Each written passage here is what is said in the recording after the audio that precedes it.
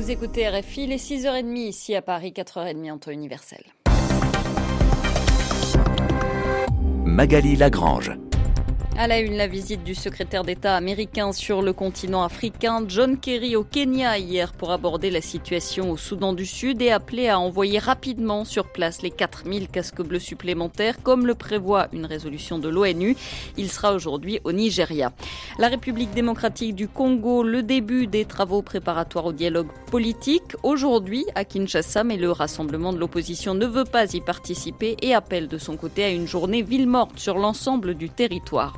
Au sommaire encore, les excuses du djihadiste malien Ahmed Al-Faki Al-Mahdi. Il a plaidé coupable hier au premier jour de son procès devant la Cour pénale internationale. Il est jugé pour la destruction de mausolées en 2012 à Tombouctou.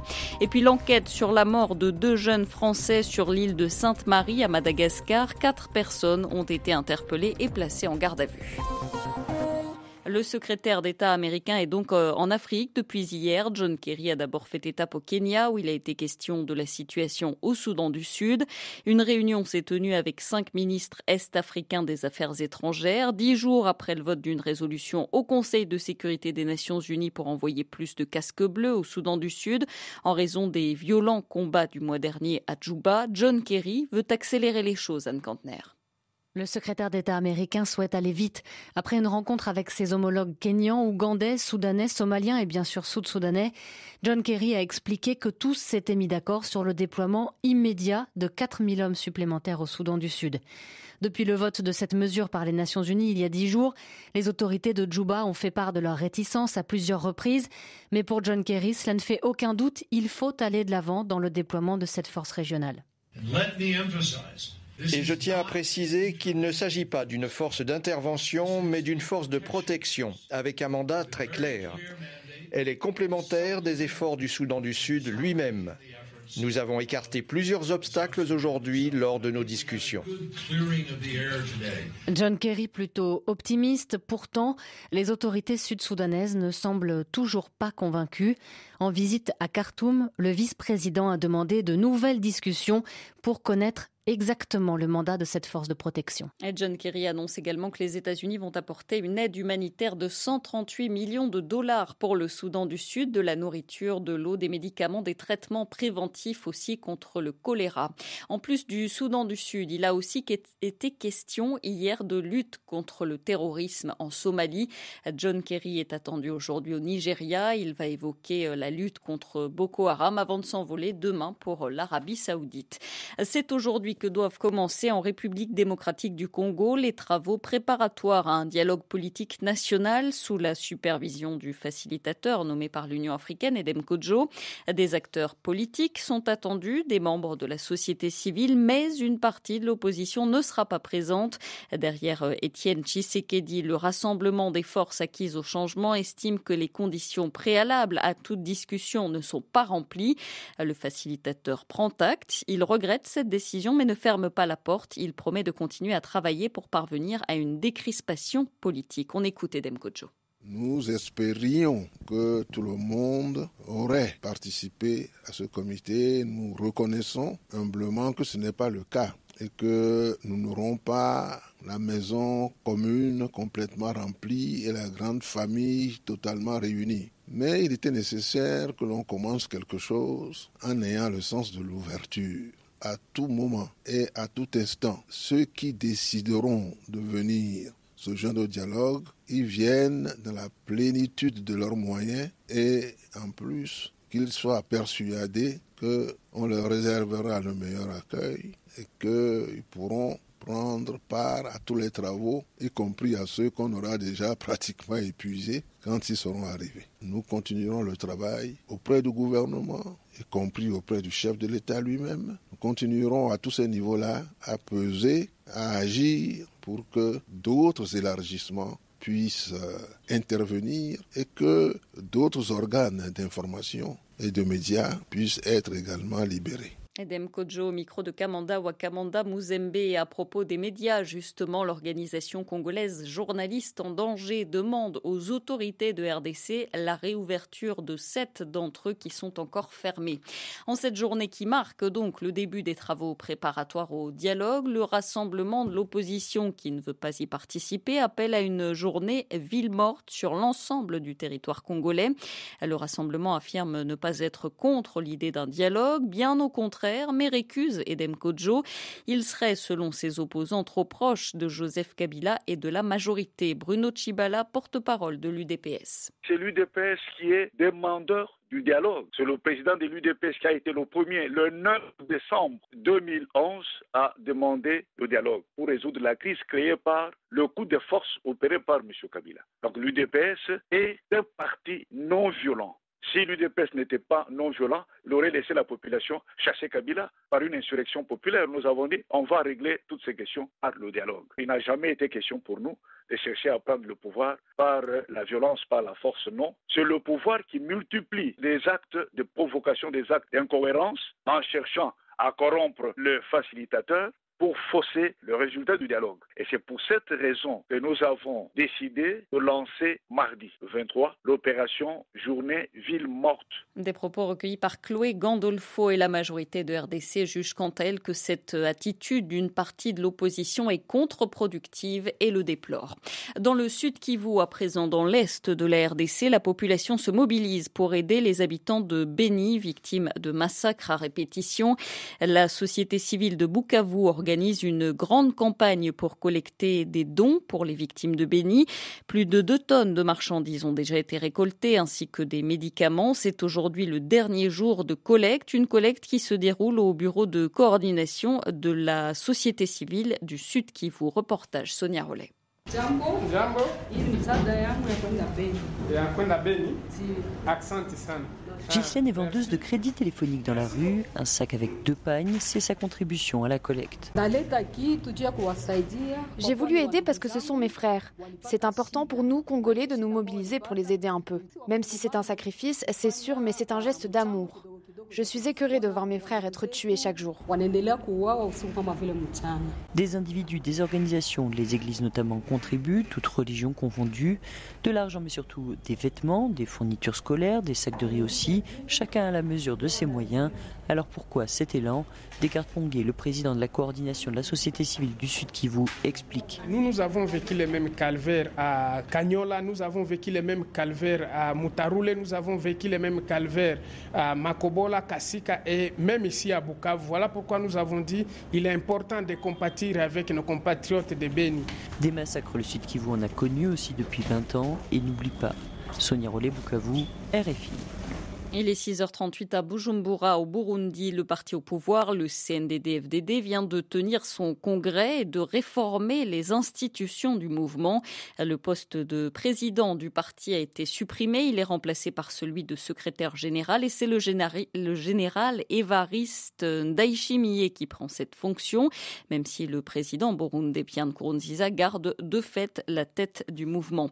Pour Christian Thibon, professeur d'histoire à l'université de Pau, dans le sud de la France, cette désignation du général marque un durcissement de la ligne du parti. C'est un des leaders historiques du CNDD, un bras droit de Pierre Nkurunziza et qui alimente, on pourrait dire, l'idée d'une ligne dure. En fin de compte, ça traduit le rapport de force au sein du parti, au sein du pouvoir, rapport de force qui bien sûr fait des militaires les maîtres du jeu politique. C'est aussi le signe d'un retour à une ligne autoritaire, puisqu'en fin de compte, les militaires, c'est les militaires qui sortent du maquis. À en croire certaines déclarations, l'objectif aujourd'hui du CNDD-FDD, c'est l'élection présidentielle de 2020 et avec d'ici là une éventuelle réforme constitutionnelle. Dans la mesure où les gens qui sont au pouvoir à Bujumbura ont l'impression qu'ils ont réussi leur épreuve de force, ils vont être tentés de convertir ce succès diplomatico-militaire par un changement constitutionnel. Donc effectivement, on est dans une trajectoire qui est le renforcement de l'autoritarisme avec des aménagements, des changements constitutionnels et donc la nouvelle équipe devrait s'orienter vers cette ligne. Des propos recueillis par Carole Valade. Le djihadiste malien Ahmed Al-Faki Al-Mahdi était devant la justice hier à La Haye, aux Pays-Bas, au premier jour de son procès devant la Cour pénale internationale. Il est accusé de crimes de guerre, poursuivi pour son rôle dans la destruction de plusieurs des mausolées de Tombouctou, des bâtiments classés par l'UNESCO au patrimoine mondial de l'humanité. Destructions qui ont eu lieu en 2012, au moment où le nord du Mali était sous occupation djihadiste. Comme prévu hier, le Malien a plaidé coupable. Il a aussi présenté ses excuses au peuple du Mali en présence d'une délégation de l'association malienne des droits de l'homme qui avait fait le déplacement. Compte rendu, Laura Martel. Avec application et solennité, Al-Mahdi lit une déclaration dans laquelle il demande pardon aux Tombouctiens, à son pays et à l'humanité. Ce que le procureur lui reproche, d'avoir planifié la destruction des mausolées avec les chefs d'Aqmi et d'Ansardine, puis dirigé et participé à toutes les phases de la mise en œuvre de ce crime. Malheureusement, tout cela est véridique, admet-il. Des regrets assortis d'un semblant d'explication. À l'époque des événements, j'étais sous l'emprise d'une bande de leaders et de figures emblématiques d'Al-Qaïda et d'Ansardine. J'avais cédé à leur pression, à leur tentation, j'avais été comme emporté par une forte tempête de sable qui avait entraîné dans son sillage de nombreux oulémas du pays. Ces regrets sont-ils sincères ou suscités par l'accord passé avec l'accusation, qui a en échange de ses aveux compte requérir de 9 à 11 ans de prison quand la peine maximale encourue est de 30 ans. Sincère ou non, Lala Touré de l'association malienne des droits de l'homme estime qu'il n'en a pas fini avec la justice. Je ne peux pas affirmer que ça soit des vrais remords, je ne sais pas. En soi, c'est une bonne chose qu'ils s'excusent, qu'ils reconnaissent les faits, mais cela ne doit pas nous faire perdre de vue l'objectif principal, qu'il soit jugé par un procès équitable et que nous souhaitons qu'il soit aussi poursuivi pour d'autres crimes commis dans le nord du pays, et notamment les crimes sexuels. La MDH et d'autres ONG ont en effet déposé une plainte en 2015 à Bamako visant 15 personnes, dont Al-Mahdi, pour crimes contre l'humanité. Le message important, c'est qu'avec ce procès, les criminels savent qu'ils devront rendre des comptes à Bamako ou ailleurs, conclut-elle. Laura Martel, La Haye, RFI. La ville sud-africaine de Johannesburg est désormais dirigée par l'opposition. Son nouveau maire s'appelle Herman Mashaba. Il est issu du parti d'opposition Alliance démocratique. Son élection a eu lieu hier. Il a obtenu plus de voix que son concurrent de l'ANC. Le parti au pouvoir était pourtant arrivé en tête des élections locales dans cette ville, mais des alliances ont permis au candidat de la DA de finalement l'emporter. L'enquête est toujours en cours à Madagascar sur l'île de Sainte-Marie où les corps sans vie de 2 jeunes bénévoles français ont été retrouvés dimanche matin. Depuis, 4 personnes ont été interpellées, placées en garde à vue. Le procureur est attendu ce matin sur l'île. Il devrait demander l'autopsie des corps avant d'autoriser leur rapatriement en France. Sainte-Marie, où les habitants sont encore sous le choc après ces événements, comme a pu le constater notre envoyé spécial sur place, Sarah Teto. À l'ombre des cocotiers, au son du clapotis des vagues, la scène est presque irréelle. Au bord de l'eau, plantés dans le sable, des bâtons parés de rubalises sont là pour délimiter la scène du crime. Une dame s'éloigne en marmonnant qu'ici, il vaut mieux ne pas avoir été témoin. À quelques mètres de là, Ginette est abasourdie. Je suis née à Sainte-Marie, ça fait 64 ans que je vis ici. Je n'ai jamais vu une chose pareille. Une plage, c'est fait pour se détendre. Je n'ai jamais vu ça, mais maintenant, j'ai peur. Je me demande pourquoi on a fait ça. Nous qui sommes ici, nous avons peur pour nous et pour les touristes. Romuald, lui, est chauffeur de tuk-tuk. Dimanche, à 2h30 du matin, il est persuadé d'avoir vu les 2 Français sortir de la boîte de nuit. Comme la plupart des Saint-Mariens, il gagne sa vie grâce au tourisme. Peut-être les gens qui ont entendu cette mauvaise nouvelle, donc ne viennent pas ici à Sainte-Marie. Je donne ce conseil avec les touristes. Il ne faut pas peur pour venir. Sainte-Marie, c'est une insécurité et ce n'est pas l'habitude pour fier des hommes comme ça à Sainte-Marie. C'est un accident. Un accident, un cas isolé, comme l'a encore martelé le ministre du Tourisme hier au micro de RFI. Sainte-Marie est un havre de paix et le restera. Des paroles qu'ici tous aimeraient croire. Sarah Teto, Sainte-Marie, RFI. Et il est maintenant 6h44 ici à Paris. Dans 5 minutes, le coup d'œil aux journaux du continent. La revue de presse Afrique ce matin, ce sera avec Dominique Bayard. Elle reviendra sur le premier jour hier du procès d'un djihadiste malien. Hier, donc, devant la Cour pénale internationale à La Haye. Mais avant cela, on fait une petite pause et puis on retrouve après l'invité de la rédaction. Appelez-nous, exprimez-vous. Marie Casadebay. Le djihadiste malien Ahmad Al-Faki comparé depuis ce lundi devant la CPI pour destruction de patrimoine à Tombouctou en 2012. Un pas vers la justice pour la FIDH, mais pas suffisant. L'ONG dénonce l'impunité envers d'autres responsables de crimes. Et vous, quel regard portez-vous sur ce procès ? 33 9 693 693 70. Marie Casadebay avec vous au téléphone, tout à l'heure à partir de 8h10 TU. RFI. Afrique Matin sur RFI. Magali Lagrange.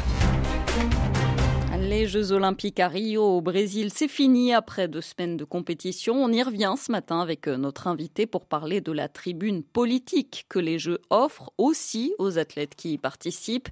Cette année, on retient le geste du marathonien éthiopien Feyisa Lilesa, arrivé 2e de la course. Il a passé la ligne d'arrivée les bras croisés au-dessus de la tête comme ligoté pour dénoncer la politique de l'Éthiopie qu'il juge répressive. Le coureur algérien Taoufik Makhloufi a quant à lui fustigé les responsables sportifs algériens. Pour en parler, Pascal Boniface, directeur de l'Institut des relations internationales et stratégiques, auteur de Géopolitique aux éditions Erol. Il répond à Jean-Jacques Loarne. Pascal Boniface, bonjour. Bonjour. Vous êtes à Rio. Alors, il y a eu cette image très forte. L'Éthiopien Feyisa Lilesa franchit la ligne d'arrivée, les bras croisés au-dessus de sa tête comme ligoté. Il a expliqué la nature de ce geste dans une conférence de presse en disant que c'était au soutien aux opposants dans ce pays. Et on pourrait faire une filiation entre ces gestes et celui lors des Jeux de 68 de Carlos Smith qui avait tendu le poing lors de la cérémonie de remise des médailles. Alors, effectivement, je crois que ce geste, il lui a donné une signification tout à fait politique par la suite en conférence de presse. Oui, il a déclaré « J'ai des proches en prison au pays. Si vous parlez de démocratie, ils vous tuent. Et si je retourne en Éthiopie, peut-être qu'ils vont me tuer ou me mettre en prison. » Effectivement, ce sont des paroles très très fortes. Alors, normalement, les manifestations politiques sont tout à fait chassées par le CO. Il faudra voir qu'il y ait une réaction ou non. Bon, il ne l'a pas fait lors de la cérémonie de remise des médailles, il l'a fait dans une conférence de presse et il faut souhaiter que le CEO ne soit pas excessivement sévère avec cet athlète qui a quand même envoyé un message assez fort par rapport à un régime, effectivement, qui, malheureusement, devient de plus en plus répressif. Et finalement, les JO ont servi de tribune à cet Éthiopien.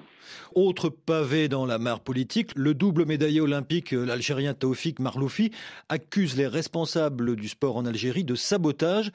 Et semble-t-il, il ne rentrera pas en Algérie. Là, encore une fois, les Jeux ont servi de tribune. C'est vrai que de nombreux athlètes, finalement, se plaignent parfois de la gestion de leur fédération, de la gestion de leur comité olympique. Et finalement, cela prouve que le sport permet des revendications politiques qui ont un écho encore plus important parce que tous les micros sont tendus lors des JO et que toutes les caméras sont braquées sur les Jeux olympiques.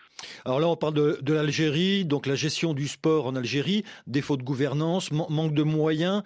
L'Algérie est-il un cas isolé sur le continent ? Non, on sait que dans les pays du Sud, il y a, et pas seulement d'ailleurs, il y a parfois des fédérations qui ne sont pas gérées dans la plus parfaite transparence. Finalement, il est peut-être sain que les athlètes essayent de se faire entendre. Alors l'Afrique et le sport, avec ce constat, le poids des nations africaines est faible au sein des instances internationales sportives, au CIO. Sur les 98 membres actifs du Conseil, seuls 14 représentent l'Afrique. Oui, effectivement, mais il y a eu un rattrapage par rapport à une époque plus ancienne où le Sud n'était pas du tout représenté. Il y a un rééquilibrage qui se fait, aussi bien au sein du CIO qu'au sein de la FIFA. C'est une bonne chose. Et donc, effectivement, l'Afrique n'a peut-être pas tout à fait sa représentation en termes démographiques, mais elle est beaucoup plus écoutée qu'elle ne l'était auparavant. Et puis, en termes de résultats, on voit que le tableau des médailles commence également à se diversifier. Oui, vous parliez des médailles. Quel bilan tirer ? L'Afrique de l'Est, plus que jamais en pointe, moteur. L'Afrique centrale, le très mauvais élève, 0 pointé. L'Afrique de l'Ouest, 4 médailles seulement. C'est en fait un problème à la fois de talent, mais également d'organisation de ces talents. L'Afrique de l'Est est bien sûr dans les courses de demi-fond et de fond a une sorte de quasi-monopole. Et pour l'Afrique de l'Ouest, cela commence un peu à percer, de belles victoires qui doivent donner envie parce qu'on ne crée pas des champions rapidement. Il faut 1 ou 2 générations. Il faut des modèles qui donnent envie de suivre ces modèles et de les dépasser. Il faut aussi que finalement les structures soient là et que l'on permette aux talents de s'exprimer. Et pour cela, on le voit bien, il faut une décision nationale. Verra-t-on un jour les JO se tenir en Afrique, Pascal Boniface? Alors pour l'instant, la prochaine candidature, ça sera pour 2028. Pour le moment, aucun pays africain n'a jamais organisé les Jeux. La Coupe du Monde est déjà venue en Afrique, mais une Coupe du Monde est relativement plus facile à organiser que des Jeux Olympiques. Mais effectivement, on ne pourra pas longtemps laisser l'Afrique sans avoir les Jeux. Mais il faut là aussi des moyens, il faut un dossier qui coûte quand même un petit peu d'argent. Peut-être qu'il faudrait réfléchir à une organisation conjointe ou sur une seule ville. Et là, il y a d'une part le problème de la concurrence entre les pays africains et puis l'investissement quand même relativement important, nécessaire pour organiser les Jeux. Mais il serait que justice que les Jeux Olympiques fassent un tour sur le continent africain après avoir été sur les autres continents. Pascal Boniface, merci. Il répondait à Jean-Jacques Loarne. C'est désormais officiel, l'ex-président français Nicolas Sarkozy est candidat à l'élection présidentielle de 2017 en France. Il le confirme dans un livre à paraître demain où il dévoile son programme. Tout pour la France, c'est le titre de cet ouvrage. La première étape pour Nicolas Sarkozy en vue de 2017 sera de remporter fin novembre la primaire qui désignera le candidat de la droite pour cette élection. Pendant ce temps, le chef de l'État français actuel, François Hollande, était en Italie hier, mini-sommet européen aux côtés de l'Italien Matteo Renzi et de l'Allemande Angela Merkel. Il a appelé à la relance du projet européen. La Turquie veut ouvrir un corridor en Syrie. L'artillerie turque a entamé hier un pilonnage des positions tenues par le groupe État islamique et les milices kurdes dans le nord du pays. Toujours en Turquie, plus de 48 heures après l'attentat de Gaziantep, la confusion règne autour de l'identité de son auteur. Dimanche, le président Erdogan assurait qu'un enfant de 12 à 14 ans était à l'origine de la mort de 54 personnes. On l'ignore totalement, affirme désormais son Premier ministre. Un mot de football. Monaco va tenter ce soir de se qualifier pour la phase de poule de la Ligue des Champions. Match retour des barrages face aux Espagnols de Villarreal. Restez connectés à l'actualité africaine sur la page Afrique du site de RFI. Rendez-vous sur www.rfi.fr/Afrique ou si votre connexion est lente, m.rfi.fr/Afrique. À 6h52 à Paris, c'est l'heure de retrouver Dominique Bayard pour la revue de presse Afrique. Bonjour Dominique. Bonjour à tous. À la une, la demande de pardon du djihadiste malien jugé à La Haye pour la destruction des mausolées de Tombouctou. Une demande qui passe mal auprès des responsables maliens interrogés par plusieurs journaux. Aujourd'hui, contacté par Studio Tamani, Abdoulaye Touré, le représentant des associations des victimes de Tombouctou, est catégorique. Moi, je trouve que le pardon, il n'est pas dans son contexte, ni au moment, ni à la façon. C'est vrai, on doit pardonner en tant que musulman, mais bon, c'est un pardon juridique, c'est un pardon devant la CPI. Ce n'est pas le pardon que nous, on attendait. Pour le responsable de la mission culturelle de Tombouctou, Si Mohamed Al-Faki, qui est donc musulman, qui fait amende honorable, présente ses excuses. Les populations n'ont d'autre choix que de l'accepter. Maintenant, quelles répercussions cela a au niveau de la Cour? On ne sait pas. La justice, c'est la justice. S'il y a des gens qui ont été coupables d'actes répréhensibles, ils doivent rendre compte. On a espoir que cela puisse servir d'exemple. Enfin, l'association malienne des droits de l'homme continue à exiger que l'accusation soit élargie parce qu'il y a effectivement des femmes qui ont été violées, des gens qui ont été amputés. Donc, il n'y a pas que les mausolées, a précisé son porte-parole à la rédaction de Studio Tamani. Dans le Républicain malien, un leader religieux malien, Moussa Boubacar Ba, estime on ne doit plus cautionner aucune impunité. Pour lui, tous les autres criminels doivent être jugés.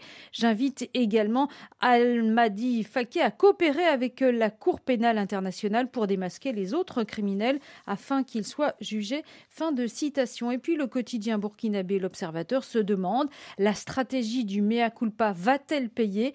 Les Maliens en particulier continuent de frémir à la seule évocation de ce qui s'est passé en 2012.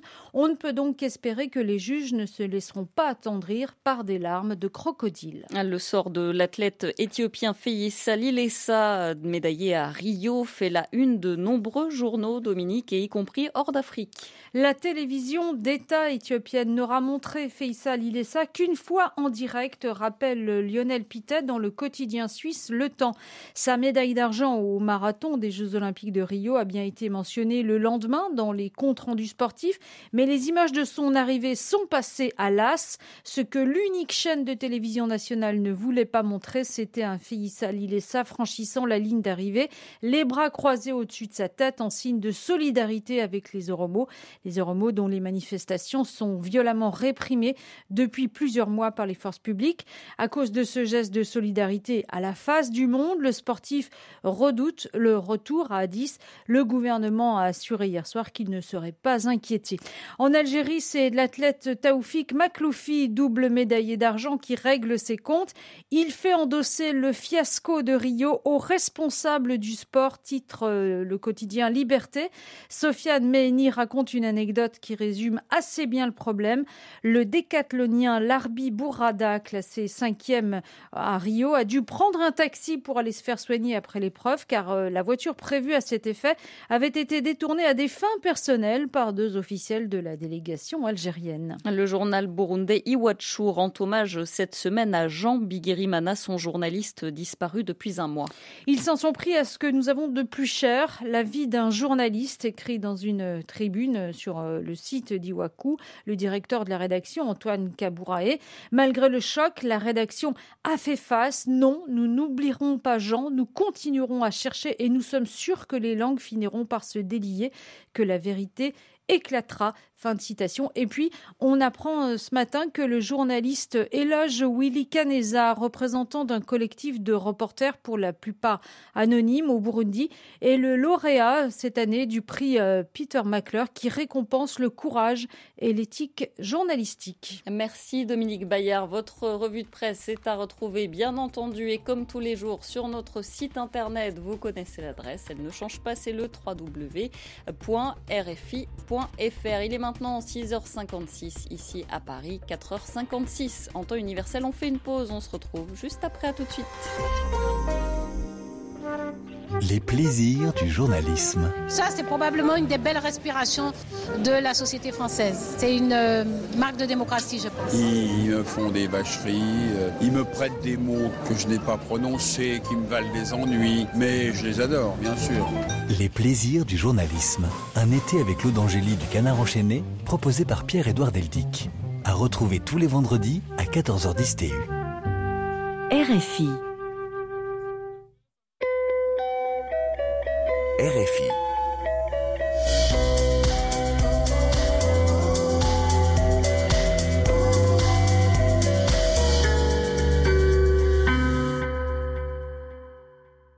Vivez votre passion du sport avec Monégram, transfert d'argent. Un journal des sports, c'est avec Alexandre Seban. Bonjour Alexandre. Bonjour Magali, bonjour à tous. Une actualité très foot ce matin avec le retour aujourd'hui des Coupes d'Afrique. Dernière journée des phases de poule en Coupe de la Confédération. Le tout-puissant Mazembe, déjà qualifié pour les demi-finales, va tenter de sécuriser sa première place dans le groupe A face aux Young Africans. Coup d'envoi 12h30 temps universel. Un nul à domicile suffirait aux Corbeaux face à des Tanzaniens déjà éliminés, mais les champions d'Afrique en titre doivent aussi se reprendre après leur défaite 3-2 au Ghana face à Medeama. Un match qui avait vu le portier ivoirien champion d'Afrique Sylvain Gbouo commettre notamment une énorme boulette. C'est un sentiment peut-être de mieux faire que le match passé au fait. Essayer de me remettre en confiance et puis même si je suis en confiance, essayer de pouvoir hausser mon niveau de jeu puis essayer de faire un bon match. C'est ce qui est dans ma tête pour l'instant, essayer de faire mon effort pour ne pas casser un but. J'ai fait pratiquement 4-5 matchs sans prendre de but, donc je vais essayer de faire mon effort pour ne pas prendre de but demain. Comment tu te sens? Bien, même s'il y a quelques imperfections, on essaie de travailler pour ne pas faire d'erreur encore pour ce match à venir. Est-ce que tu te sens coupable ou plutôt c'était un mauvais jour par rapport à la défaite au Ghana? J'étais un peu coupable sur le premier but, mais voilà. On peut dire qu'on était dans un mauvais jour, bon, ça arrive au football. Toujours dans la poule B, le Mouloudia Béjaïa affronte les Ghanéens de Médéama. Les deux équipes sont encore à la lutte pour la deuxième place en demi. Avantage aux Ghanéens, actuellement deuxième avec 3 points d'avance. Dans le groupe B, le FUS de Rabat reçoit les Tunisiens de l'Étoile du Sahel. Les deux formations, déjà certaines d'atteindre le dernier carré, se disputeront la première place de leur poule. Pour l'instant, ce sont les Marocains qui sont en tête avec une unité de plus que leurs adversaires du jour. Enfin, en Ligue des Champions, match sans grand intérêt dans le groupe B, ce mardi entre les Nigérians d'Animba, déjà sortis, et les Sud-Africains du Mamelodi Sundowns, déjà qualifiés pour les demi-finales. Et football, toujours, la Guinée-Bissau participera bien à sa première CAN au Gabon.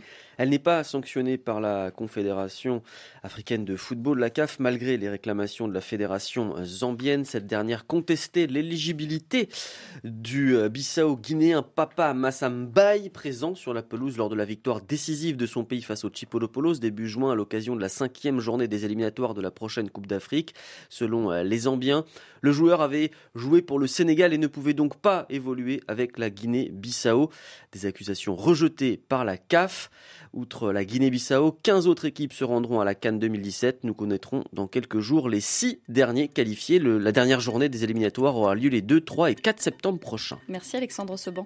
Le journal des sports Afrique vous a été proposé par MoneyGram Transfert d'argent. Plus de 2500 points de vente MoneyGram à votre service partout en France. MoneyGram, le lien qui vous rapproche.